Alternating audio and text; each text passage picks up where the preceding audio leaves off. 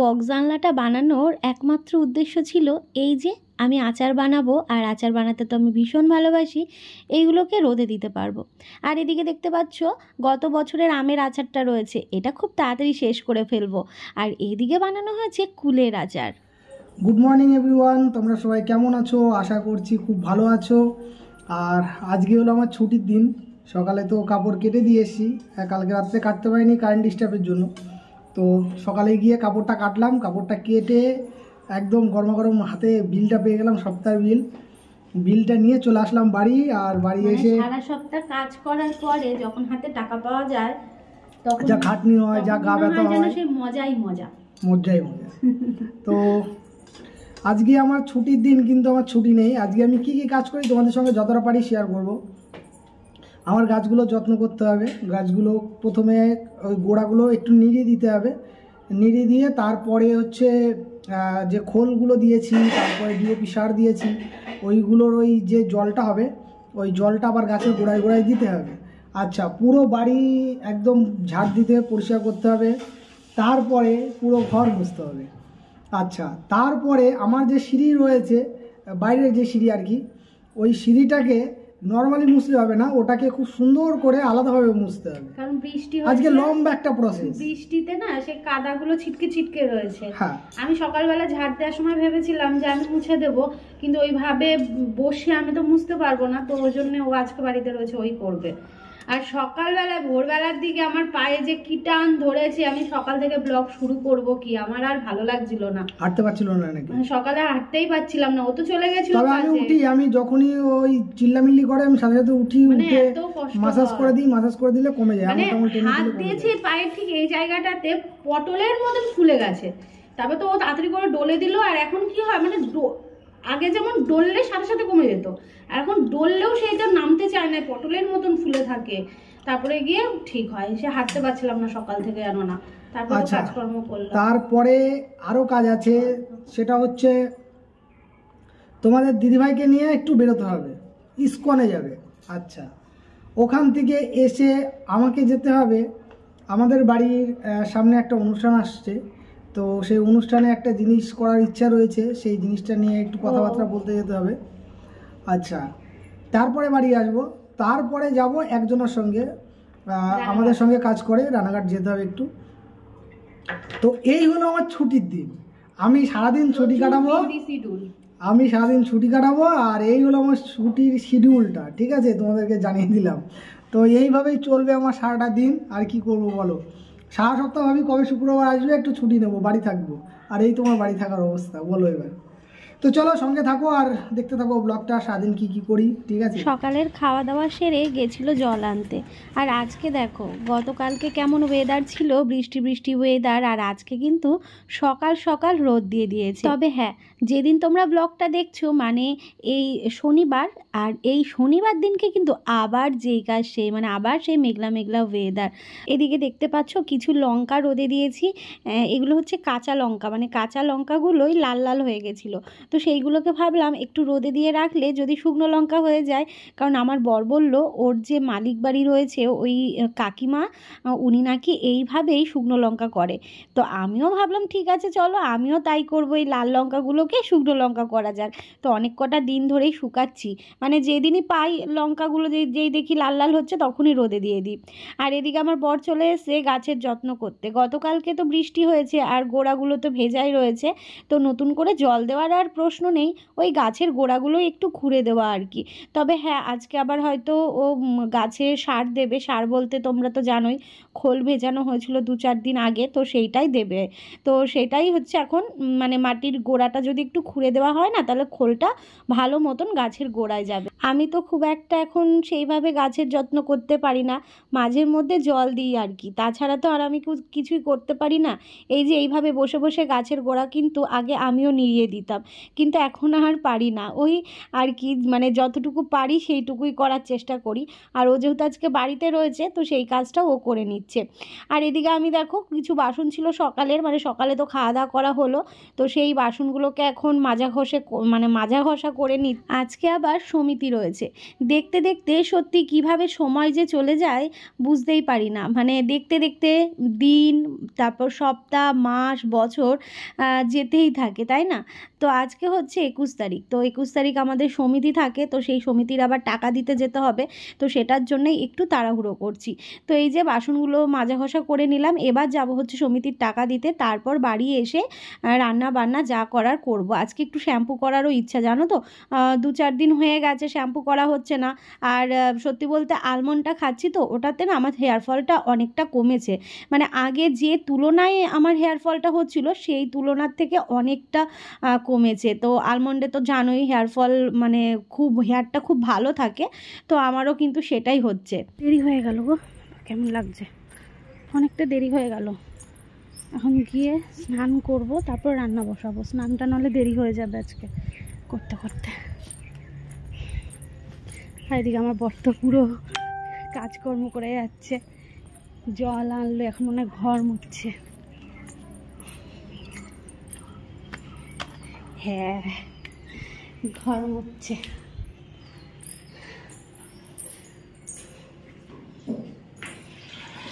Aloe vera গাছগুলো কি সুন্দর কুশি ছেড়েছে, মানে চারা ছেড়েছে,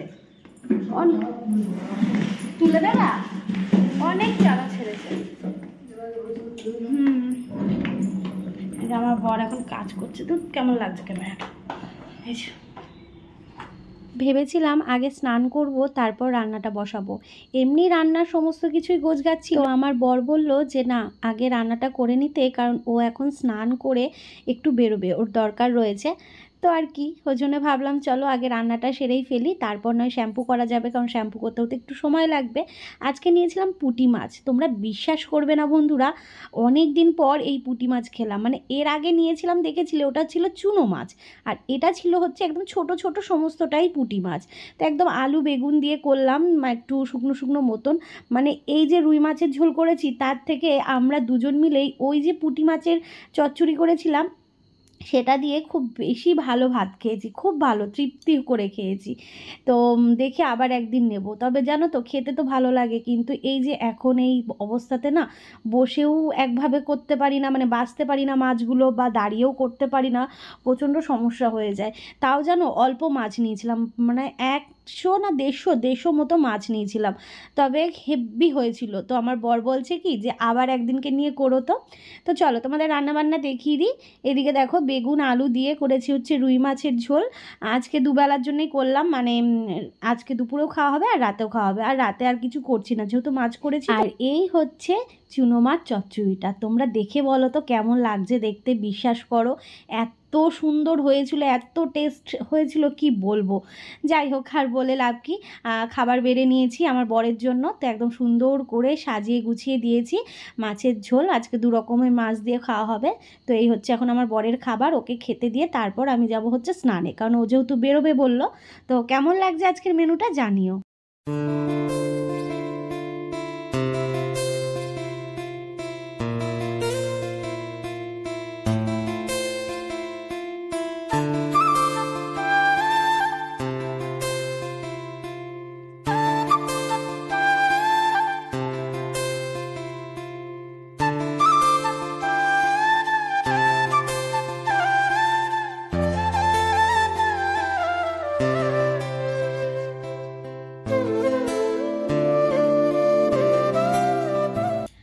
দুপুরবেলায় যাওয়ার কথা ছিল, তাই তড়িঘড়ি করে রান্নাবান্না সেরে ওকে খেতে দিয়ে দিয়েছিলাম, কিন্তু আর যায়নি। যাই হোক, বিকেলে যাবে বলল। একটু মনটা খারাপ, তার কারণ হচ্ছে বিকেলবেলায় আজকে আমি আর বেরোতে পারবো না। দেখো, সারাটা দিন, সারাটা সময় আমি এই 4টে দেয়ালের মধ্যে থাকি। আমার একটু ইচ্ছে করে আমি একটু বেরোই, কিন্তু কি আর হবে। জানি না এই প্রেগনেন্সিতে কি শুধুমাত্র ঘরবন্দি হয়ে থাকতে হয়, একটু কি বাইরে বেরোতে নেই? তোমরা অনেকে কমেন্ট করেছিলে, রিয়াঙ্কা একটু বেরোবে, একটু হাওয়া বাতাস গায়ে লাগাবে, ভালো লাগবে মনটা। আমিও চাই, আমিও চেয়েছিলাম, কিন্তু আর কি করা যাবে, ইচ্ছে থাকলেও কোনো কোনো সময় যে উপায় হয় না, বা মানে কি বলবো, কপাল সাথ দেয় না। দেখো আজকে কিন্তু ও আমাকে নিয়ে যেতেই চেয়েছিল, কিন্তু ওই যে কাজ পড়ে গেছে, আর একটা দিন বাড়িতে থাকে, বাড়ির কাজ বাইরের কাজ সমস্তটাই ওকে করতে হয়। আমি নয় বাড়িতেই থাকলাম। সত্যি বলতে আমি না বাড়িতে থেকে থেকে না ডিপ্রেশনে চলে যাচ্ছি, বিশ্বাস করো। এখন তো সেভাবে সংসারের বা ঘরবাড়ির কাজকর্ম আমি সেভাবে করতে পারি না। দৌড়ঝাঁপ দিয়ে যে কাজকর্ম করা, তোমাদের সাথে শেয়ার করা, যতটুকু আমার করণীয়র মধ্যে থাকে ততটুকু তো তোমাদের সাথে অবশ্যই শেয়ার করি, দেখতে পাও সেটা। কিন্তু কি বলো তো, এর বাইরেও তো আমি সারাটা দিনে সত্যি একা একা ফিল করি, ভালো লাগে না। তো তখন মনে হয় যে সপ্তাহে একটা দিন যদি একটুখানির জন্য, 8 ঘন্টার জন্য আমি একটু বেরোতে পারতাম, ভালো লাগতো। তো আর ঠিক আছে চলো। এদিকে বিকেলবেলায় ও কিছু কাজ করে নিচ্ছে, বেরোবে আবার। ওই ছাদটাকে ঝাড় দেওয়া, তারপরে গাছে সার দিল, জল দেয়নি, মানে ওই যে খোল ছিল যেটা সেটাই দিল। আর ছাদটাকে পুরো পরিষ্কার করে দিচ্ছে, তার কারণ প্রচুর ধুলো হয়েছে। ছাদে আসলেই এত ধুলো পায়ে পড়ে, একটু ঝমঝমিয়ে বৃষ্টি হলে তবে এই ধুলোটা মরে যেত, জানো তো, মানে ধুলোটা চলে যেত। তো আর নইলে কী করতে হবে বলো তো, মোটর চালিয়ে পাইপ দিয়ে পুরো ছাদটাকে ধুয়ে দিতে হবে। কি বলো তো, এই কটা দিন পুরো খরার দিন ছিল, তো এই খরার সময় চারিদিকে ধুলো তো হবেই। তো ছাদেও যথারীতি অনেক ধুলো হয়েছে, তো সেটাই ঝাড় দিয়ে দিচ্ছে। এর আগে আমি একদিন দিয়েছিলাম, তবে এইভাবে এত ভালোভাবে তো আর আমি পারিনি, আমি যতটুকু পেরেছিলাম সেইভাবেই দিয়েছিলাম। আর ও ভীষণ ভালোভাবে ক্লিন করে ছাদটাকে পুরো টবগুলো সরিয়ে সরিয়ে ঝাড় দিয়ে দিচ্ছে।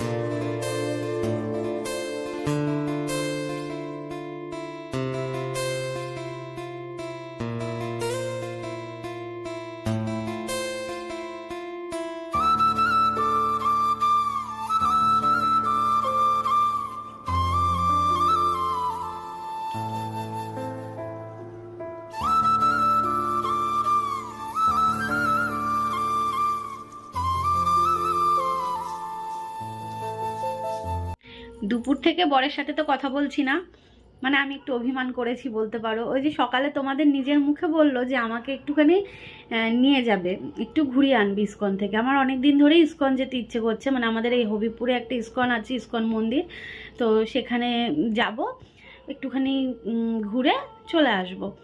মানে বেশি না, 1 ঘন্টার মতনই, 8 ঘন্টার মতনই এরকমই। তো যথারীতি আমার কর্তাবাবুর তো অনেক আজকে কাজ ছিল, অনেক কাজ তোমরা দেখেছো সেইগুলো। আর তারপর বিকেলবেলায়, বিকেল নাই সন্ধ্যের দিকে 6টার দিকে গেল হচ্ছে বাজার করতে, গাছে জল টল দিল, ওই কী বলে ছাদে গিয়ে, আমি তখন এডিট করছিলাম। তো এবার গাছে জল দিয়ে এসে নিচে নেমে আসলো, এসে তখন বলছে কি যাবে, আমি বলছি এখন সন্ধে হয়ে গেছে কোথায় যাব। তো ব্যাস আমি বললাম না কোথাও যাবো না, বাজার করতে হবে। বাজার টাজার করে নিয়ে আসলো। বাজার করে আনার পথে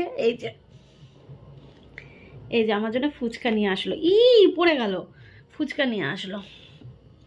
তা আবার ফুচকা প্লেটে সাজিয়ে আগুনে ছুঁয়ে তারপর আমার কাছে দিয়ে গেল, দিয়ে আবার গেল হচ্ছে 2টো জায়গায় যাবে। ওই তোমার মানে একটা ওর দরকারে একটা জায়গায়, আর একটা জায়গায় হচ্ছে ওর কাজের ওখানে একটা দাদা আছে নাকি, ওই দাদা কি কিনবে রানাঘাটে, তাই ওকে নিয়ে গেল। এই তো 2টো দরকার মিটাতে গেল, কিন্তু আমার আজকে সবই হলো, আমাকে নিয়ে যাওয়া হলো না। তো আমার একটুখানি অভিমান হয়েছে। দেখো সারাটা দিন, সারাটা সপ্তাহ, সারাটা মাস ডাক্তার আর বাড়ি ছাড়া বা এই রিপোর্ট করাতে যাওয়া ছাড়া কোথাও বেরোই না, এবার এই দিনকে জানি, মানে এই শুক্রবার করে ওর অনেক কাজ থাকে আমি জানি, কিন্তু আমার একটু আবদার ছিল যে আজকে আমাকে একটুখানি কোথাও নিয়ে যেও বা ইসকন থেকে ঘুরিয়ে এনো। তো যথারীতি আর কি হলো, যাওয়া হলো না। সারাদিন বাড়িতে থাকি তো ভালো লাগে না, মনটা খারাপ লাগে, এটা ওটা সেটা নানা রকম চিন্তা মাথায় আসে।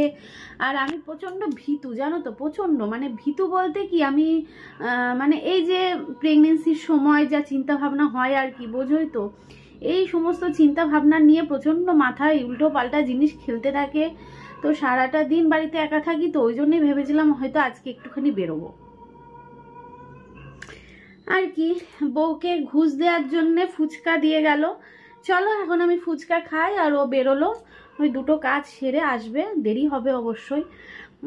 আর বাজার করে এনেছে, আমি এটা খেয়ে নিই, কারণ নেতিয়ে যাবে নইলে, অনেকক্ষণ আগে দিয়ে গেছে। তো বাজার করে এনেছে, কি বাজার করেছে আমি তোমাদের পরে দেখাচ্ছি, আমি বাজারগুলো গোছাবো। রাতে রান্না নেই, যেহেতু দুপুরে রান্না করে রেখেছি, রাতে আর রান্না নেই, ঝামেলা নেই। তো বাজারগুলো আমি তোমাদের পরে দেখাচ্ছি, আগে চলো ফুচকাটা খেয়ে নিই। আলু, পেঁয়াজ, রসুন, তারপর কাঁঠালি কলা, আর একটা নতুন জিনিস, সেটা হচ্ছে লতি। অনেক দিন পর লতি নিয়ে আসলো, আমাকে ফোন করে বলেছিল যে লতি খাবে, তো আমি বললাম হ্যাঁ নিয়ে আসো, যদি ভালো হয়। খুব সরু সরু লতি আবার ভালো লাগে না, তো এই লতিগুলো একদম ঠিকঠাক ছিল। আর টমেটো নিয়ে এসেছে, বেগুন এনেছে, আর এদিকে ডাঁটা শাকও নিয়ে এসেছে, গাজর, আর নিচে পেঁয়াজ, আদা, রসুন এইগুলো রয়েছে। এখন তো আর কি, এখন শাক সবজি বলতে এই তো, আর কদিন পরে পটল বেরোবে, এখনও বেরিয়েছে, তবে এখনের পটল খুব একটা মনে হয় না আমার ভালোও লাগে, আর প্রচুর দাম বাবা।